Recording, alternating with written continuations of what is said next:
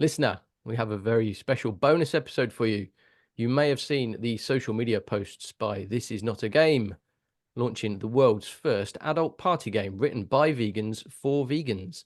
And if you've seen some of those posts and you're a regular listener, you might have thought, I recognise that voice. And you would be correct in thinking that the person behind the game is indeed our guest from episode 24, Rory. Welcome back. Hello, thank you for having me again. You're very welcome. You're very welcome. So, we last spoke to you about a year and a half ago, and I saw you post about this game months ago and said, "Why don't you come on and tell us all about it?"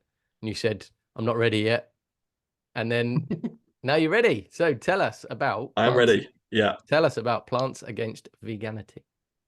Yeah, so Plants Against Veganity is another one of those silly ideas. I think 18 months ago or so, I was on the podcast, episode 24.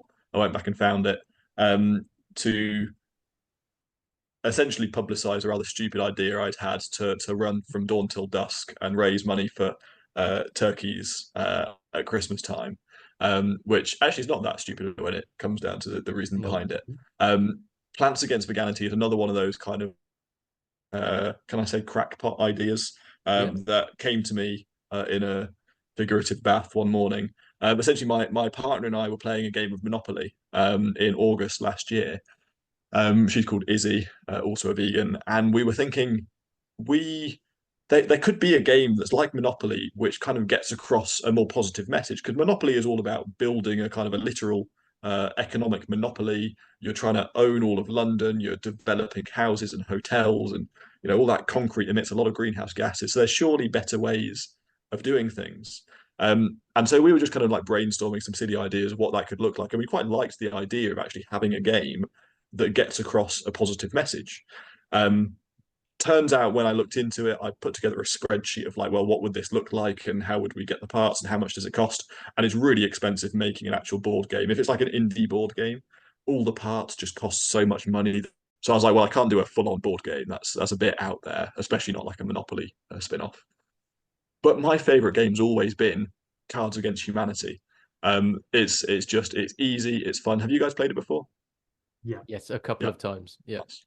Great Yeah. fun. It's just the kind of thing that like me and my family and my friends from uni, we just go for it. It's kind of the generational card game. If listeners haven't played it, it's essentially the epitome of adult party game, where you have certain cards. So black cards have kind of a prompt with a blank space on them, and so it might be like, I can't believe it's not blank, and then people around the circle will play a white card. They've got a hand of about 10 white cards, and these are just fill in the blank, right? And so you fill it in with whatever inane or horrendously offensive stuff might come up. But that's kind of the epitome of Cards Against Humanity. It's then the person who's the card czar reads out whatever gets the biggest laugh is the one that they choose, and that person gets the card and so on. So most people, I presume, well, I wouldn't presume most people have played it, but a lot of people have played it. If you haven't, that's kind of how it works. And so I was thinking, well, that's like the funniest, best, easiest game I can think of. Why not veganize it? And as far as I knew, nobody had ever done this. So I sat down and on a spreadsheet again. I love a spreadsheet. I wrote down like what cards could you have in this game? And about 300 cards later, I was like, I've probably hit onto something here. I've honestly got a giant spreadsheet of so many cards, just like hitting on. It's kind of making fun of non-vegans. It's kind of also making fun of vegans. It's kind of also not making fun of anybody because it's so kind of out there and silly and ridiculous. And obviously, just telling silly jokes about stuff that vegans often come across or think or say or find. I was like, this is actually perfect. Like I can think of so many vegans who'd love this. So this was kind of like September, October time last year. And the reason I'm now on the podcast again is because that game is now available for pre-order. So I've literally gone away, turned that spreadsheet into actual cards. I've gone and got a business loan of about £5,000 in debt for to make this thing happen. I've found printers, a designer, put it all together for me, designed a beautiful box. And now you can actually go and buy a game that's called Plants Against Veganity, which is just a silly vegan adult party game aimed at making vegans smile. Because I feel like a lot of us don't smile often enough, or at least people don't think that we do. Being a vegan isn't necessarily a fun thing. We don't do it for fun. At least I don't. It's sometimes a bit of fun, especially like vegan camp out and so on, or on podcasts like this. But by and large, you feel quite alone in the world. You're kind of like, well, this world sucks in quite a lot of ways that it shouldn't really suck in. We do awful things to animals all the time, don't really think about it. We don't really stop and smell the roses and have a bit of a goof and gaff and a laugh at ourselves, which I think that we should. And that's part of the reason I made the game. Fantastic. A bit like Molly Elwood, you're putting the laughter in humane slaughter. Exactly. Yeah, I like that actually. Yeah. A lot of the other reason that I made the game is I found that one of the very hardest things to do as a vegan is to talk to your own friends and family about veganism. Which, yeah, anytime I say that to anybody, they're like, yes. Because even like the most experienced vegan outreacher, I'm by no means the most experienced vegan outreacher, but I've done a lot of hours of vegan outreach on the streets. And it's so easy talking to random people. And then you talk to like your own friends and family at home, or at university or your flatmates or whatever. And it's really hard all of a sudden because you now you care so much more. Like you always cared, but you really care what this person does, what this person eats, and what this person says or thinks, because it matters to you, because they matter to you. This is something that came up, well, probably quite a while ago, with a couple of our other guests, where they were saying the same thing, like talking to friends and family is really difficult. And also because your friends and family are normally the people you tell that you've gone vegan first, because they're the people that you know. Yeah. But the trouble with that is you've just gone vegan, so you don't know really anything about you're still trying to work it out for yourself. So then trying to explain it to somebody else in a way that they will understand and then think, oh, that's brilliant, is so difficult. So the friends and family thing is such a minefield for people, isn't it? It's like you say, it's the thing people find hardest, I think. Absolutely. Yeah. I think there's also, I mean, I always found it so my dad's actually a priest in the Church of England. And so as a kid, I grew up going to church, and now I don't go to church anymore. I'm not particularly religious, but whenever I do go back to church, say I'm like at family home for Christmas or something, and I go back into that kind of environment that I kind of grew up in, but then changed so much and came out of, going back in there kind of puts me back in the mindset of me being like 14 or 12 or whatever.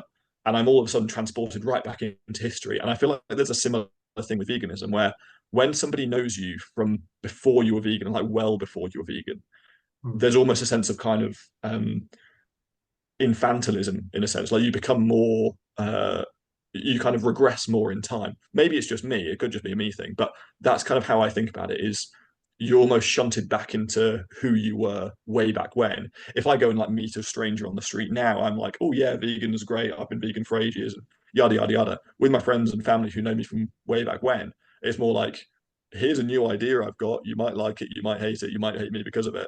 It's like it's quite difficult to introduce that new thing into the personality or the persona that you have been for decades already. So this kind of game is a way of trying to break through that. So it's no longer, when you're playing Plants Against Veganity, it's no longer you that needs to have the conversation. It's all of you just sat around laughing at this silly thing on the set of cards in front of you, but you're all thinking about veganism. And the way it's phrased is very much so like everybody gets made fun of a bit. Like that's fair play. You know, it's not like you're always bullying the non-vegans. Everyone gets made fun of a bit. Everything gets made fun of a bit. And as such, you're all on the same page because you're all laughing at the same thing. And it's not any of you that you're laughing at. It's just the cards on the table in front of you with some abstract idea. But it helps to break down those barriers around veganism with your friends and family. And I think that's the really important thing about these games. I'm by no means an expert in like communication in times of conflict or anything like that. But I do think that these games, at least the first drafts that I'm creating at the moment, I do think there's a lot to be said for them as kind of a principle of how to communicate with people that you really care about.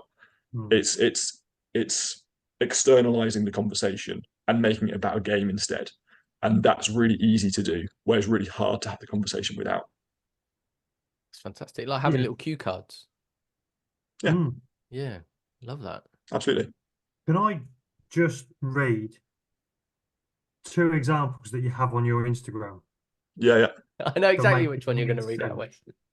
So the first one, so the green card says, yes, lions eat meat, but you're not a lion.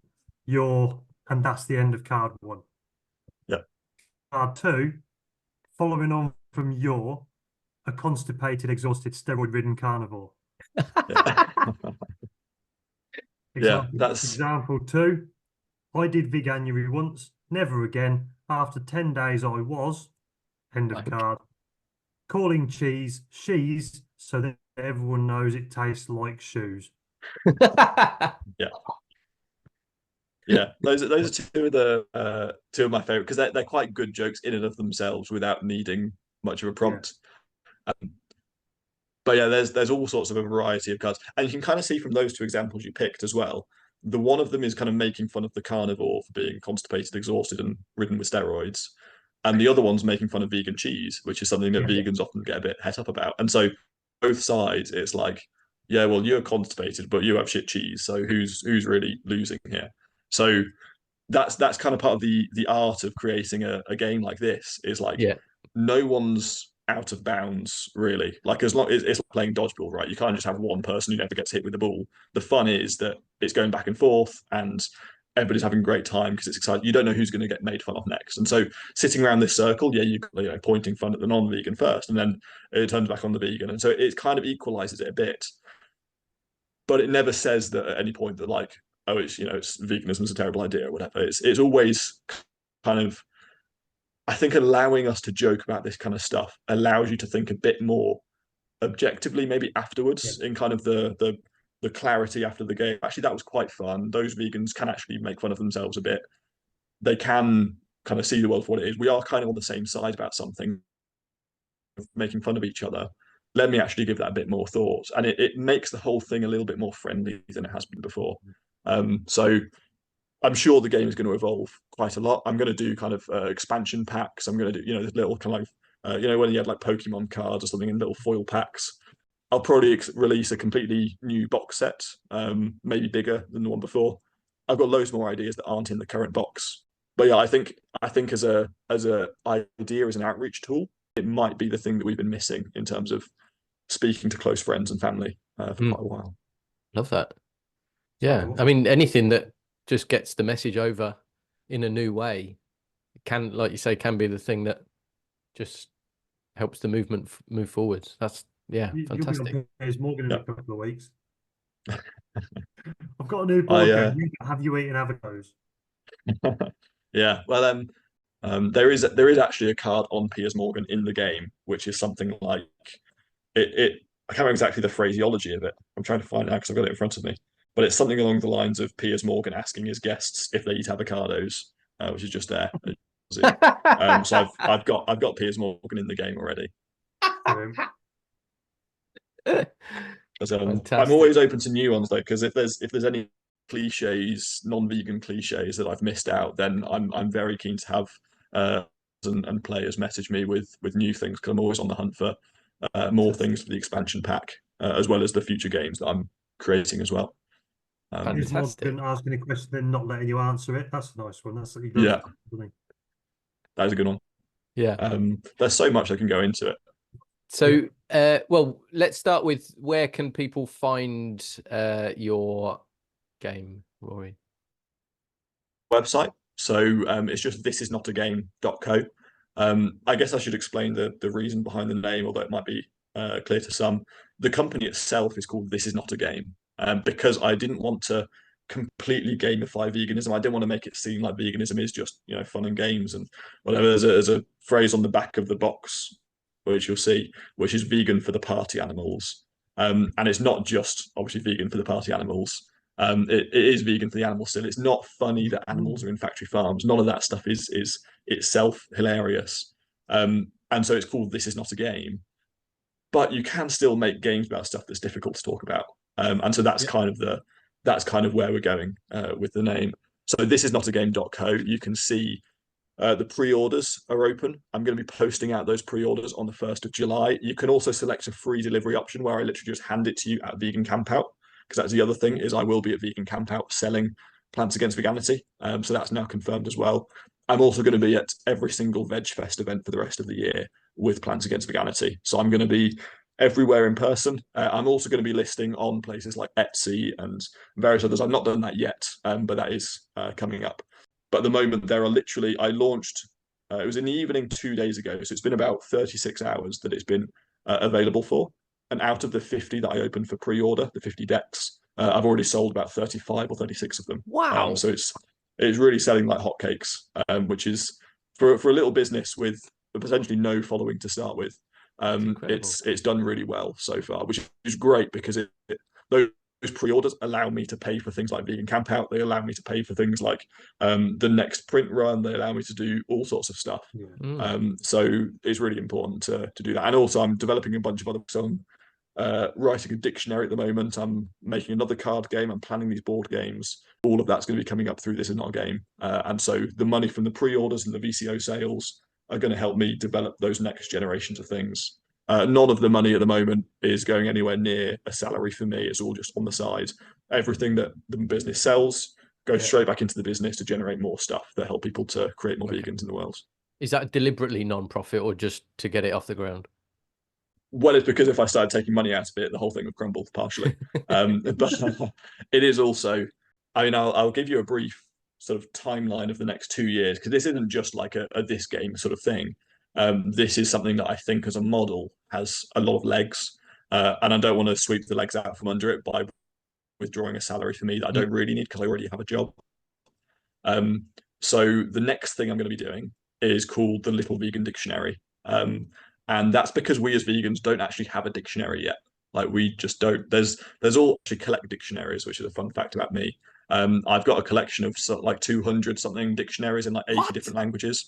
I don't even nearly speak 80 languages. Like there's no chance. I've not read most of them. I've been collecting them since I was 14. I just really like a good dictionary. Like it's just like a whole language, a whole culture is held within a single book. And so I've got this giant collection. With the bane of my existence now, I move house all the time. I've got to cart it around with me afterwards.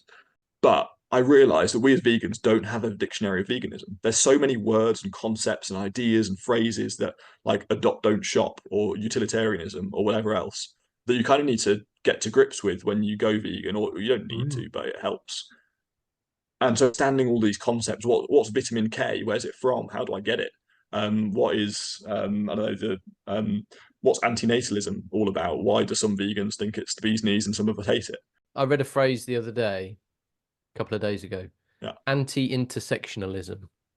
I didn't even understand what intersectionalism is, let alone anti-intersectionalism. So if you could just make sure that's included, that would really help me out, Rory. Absolutely, yeah, totally. I mean, there's so many things because veganism is philosophy. It's in part lifestyle. It's in part there's vegan food and nutrition. There's vegan influencers and celebrities. There's vegan historical stuff around veganism, like when veganism was coined as a word. There were alternatives like bel manger. There was sanivore. There was like loads of alternatives to the word vegan that we didn't choose. Yeah, sanivore is in like sanitary eater, I guess. Yeah. So there's so much to veganism that a lot of people don't know, don't really care about. But if there was a dictionary, maybe they'd know and care about it. And so I'm writing that, and alongside the dictionary, because obviously it's a games company, I'm also making a trivia game. So everything in the dictionary has a corresponding kind of trivia card. It'd be like a multiple choice type thing. It's called Voracious Vegan. The winner, of course, is the Voracious Vegan. The loser will be the limp lettuce. And that will just help to, it's all alliterative, you see.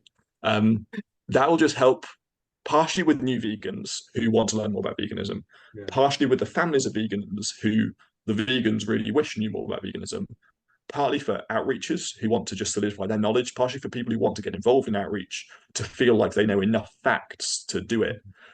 So the little dictionary and the Voracious Vegan trivia game will be like hand in hand, kind of a couple of like really nice things that will really help people to just understand what veganism is a bit better. Neither of them exist or have come anywhere close to existing before, so they will be world firsts through This Is Not a Game. There's also then, because the whole business was founded on board games, and that's like the ultimate goal is to create some board games. I am going to be making that Monopoly variant next year, so Climatopoly. And you know, in Monopoly, you either start as like a thimble or like an racing iron car. or a dog. I was always or a a car. racing car. Racing car, yeah. I think I was always a racing car as well, which is not great for the environment, to be fair. But mine was electric though, sure. Yeah, it is now. That's a good idea, actually. I should do electric cars You in can have that for Climatopia. free. That's You can have genius. Thank you. But it doesn't actually matter who you start as, right? Because they all play by the same rules. In Climatopia, it's going to be different. So you either start as an activist or an industrialist. If you're an activist, you go around rewilding the board, and so you're planting trees as you go around. If you're an industrialist, you go around building up the board. So it's factories and factory farms and all the nasty stuff. And there's like this tug mechanic between the two sides, and whoever's I'm not yet sure if it's going to be a fixed number of turns or whether there'll be like a heating up of the board mechanic The where board once you catches pass kind of fire and 2.5 degrees C, it's just all Yeah. over. Yeah, exactly. So I still need to figure that one out. That's why it's on the to-do list for next year. But it's so expensive developing board games that that's why the card games and the little dictionary are so important, because that will raise the money in order to invest into creating the board game, which I think will have a very wide applicability to a lot of different people.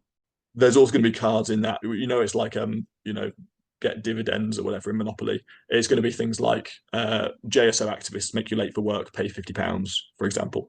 So it's going to be like silly climate vegan type things, flash floods in your area, whatever it might be. All the locations will be kind of like climate relevant, climate sensitive places. Instead of utilities, it's going to be oil rigs. Instead of train stations, it's airports. So it's just kind of helping to get that climate message across a little bit. Yeah, and that'd be great for that'd be great for young vegan kids playing with their non-vegan friends. Yeah, that'd be fantastic. Totally.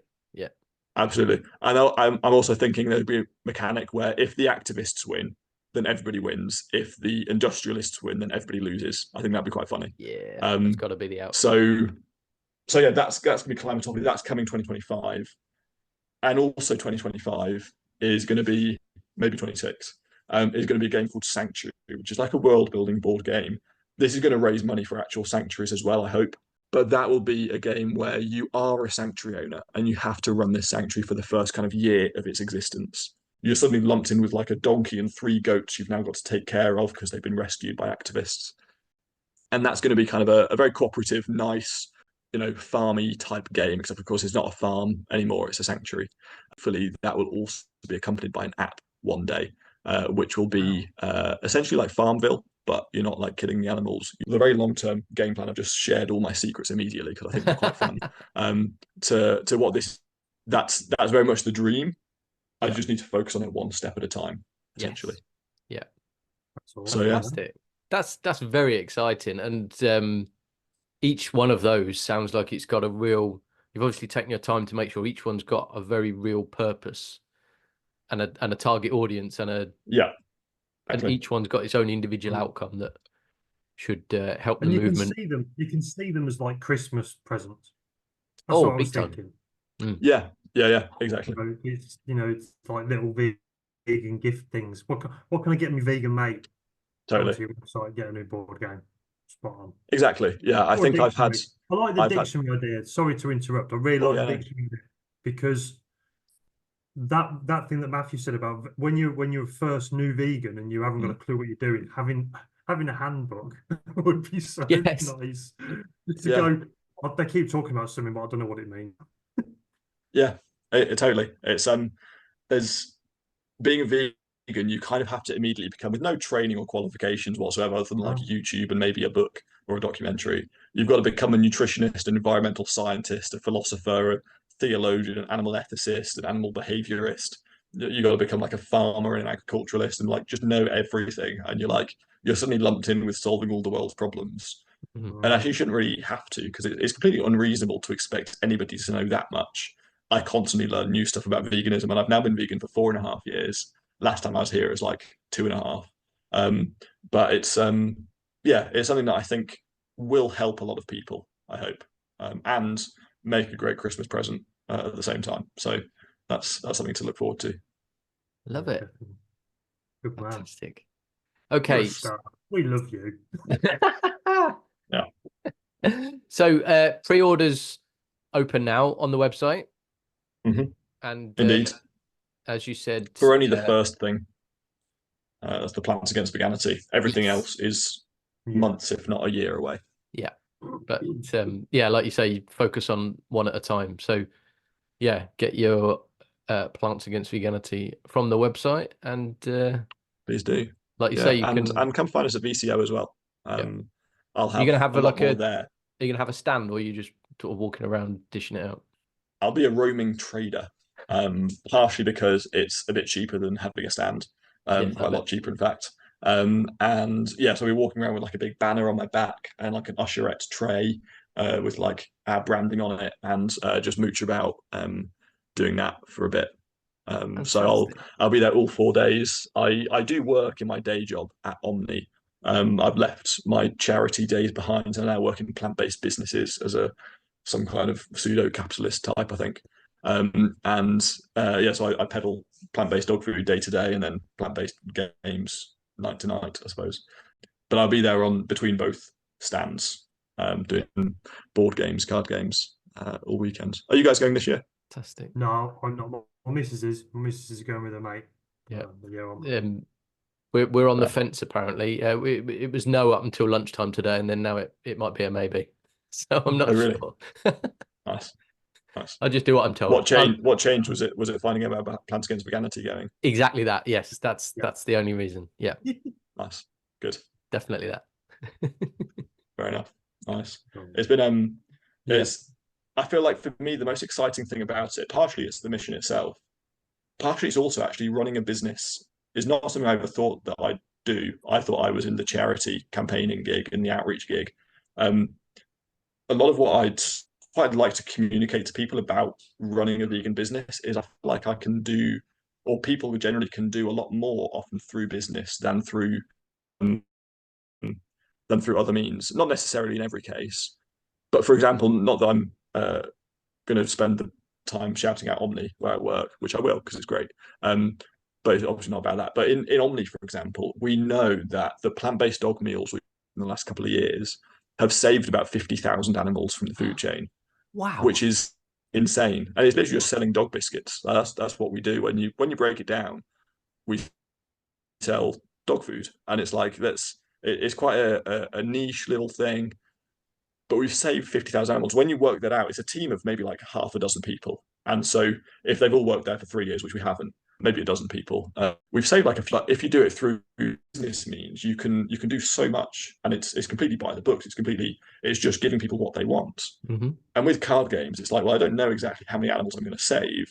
I know it's hopefully going to be some, because at least somebody at some point is going to buy their vegan friend a game off Etsy, and they're going to go home and sit down and play this silly game that makes them all laugh, and they're going to have a really deep conversation afterwards, well into the night after they finish playing the cards, and they're going to be like, actually, that was quite a good idea. It was presented across well.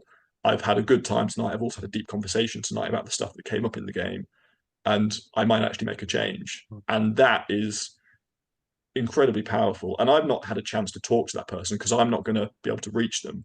The vegan friend might not be confident enough initially to have the conversation, but just by making a thing, taking a punt, taking out business spreadsheets, and taking a bit of a risk, you're actually really able to reach a lot of people. At least I hope I will be. And so that's my kind of ultimate interest is how you can reach people through just kind of subtle little businesses that you can set up on the side of your day job, which is what I've done, and try and create something that people really are interested in and care about. Fantastic. Absolutely. That's brilliant. Right, I've got one more question for you, Rory. What's the answer card in there that's the most harsh, or the one that Izzy, you read out to Izzy and she went, ooh? I don't know if you can put that in. There's one which it's not too controversial, I think. I'm not sure what you guys think. It's Earthling Ed in the streets, Joey Carbstrong in the sheets. Which which is quite good, I have to say. There's what is I've had a complaint about. So for context, nothing's off limits is the idea, right? Yeah. And there is, though, still a sense of some stuff definitely is off limits, right? And so it's finding that balance between what is and what isn't. And I played this game with 3 different sets of people, a few of which had done lingerie protests themselves, and they really liked this card, right? And so that's what I'll caveat this with. Not everyone's going to like it. I'm just going to try and find it. Oh, here it is. So it's staging a lingerie protest despite being a solid 4 out of 10, which is takes things to Wow. it's a bit close to the bone, let's say. And so it might be that's a card that might get deleted in the next print. I'm just going to play it by ear. I've got to take a risk. Well, if there's people no are such just thing as bad by and publicity. large very offended by it, then exactly, yeah. But I'm open to getting rid of cards if they're too close. If like Joey Carvestrong is like, actually, I'm not that good in bed, then I will get rid of that one too. So I have emailed them. I've emailed both Ed and Joey, just to see if they're okay with it, and neither of them got back to me. Part of that maybe because Joey was actually in prison at the time that I emailed, well, in jail, around the time I emailed anyway. So that one's understandable. Ed, I don't know what he's up to, so he should get back to me. Really, I offered him a free box set for the implication that he was better in the streets than the sheets. But yeah, he comes off worse. We'll see how that goes. Yeah. Okay. I'd say so. Yeah. It depends on really what you value, doesn't it? True. I mean, we know he listens, so Ed, come on, get in touch with Rory. Yeah. He's probably just nervous to ask you to come on the show. Yeah. That's it. Yeah. Awesome. Thanks so much, Rory. That's been brilliant. And check out thisisnotagame.co. Yes, and, indeed. Awesome. Thank you very much for having me. It's been lovely chatting to you guys again. And I will see you hopefully at VCO. Hopefully at VCO. If that's a yes. And I'll see Wes's wife and friends there instead. Yeah. Always good to chat with you, Rory, man. You take care. Yeah. Thank you. You too. There's nothing better than a hunk of prime Labrador steak, wonderfully marbled. And that is almost entirely dependent on how it's produced. Elwood's Organic Dog Meat has complete control of this entire journey. So I'm here at Elwood's farm to find out a little more about it. Welcome to Elwood Farms. Thank you very much, Elwood. I hear you do a bit of barbecuing? I do a little bit of barbecuing every now and then, yes. From a chef's point of view, consistency is key for everything. It doesn't matter if it's a Rottweiler ribeye, a Pyrenees mince, or a lab sirloin. You can always tell when the dog comes from a place where it was well reared. And every step has to be right, doesn't it? Oh, you should see these guys. So, from an Elwood's point of view, there's complete traceability. Absolutely. Unrivaled traceability, so it's fine. Every single piece of dog meat. Yeah, from pup to farmer's market. Everything the dog's been fed. Everything about it. For each dog. Yeah, only Marks and Spencer's and Whole Foods do this. Where else can people order from?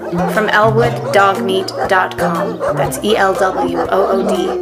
dogmeat.com. For top quality meat from dogs for people, meat that's local, sustainable, and humanely harvested, there's only Elwood's Organic Dog Meat.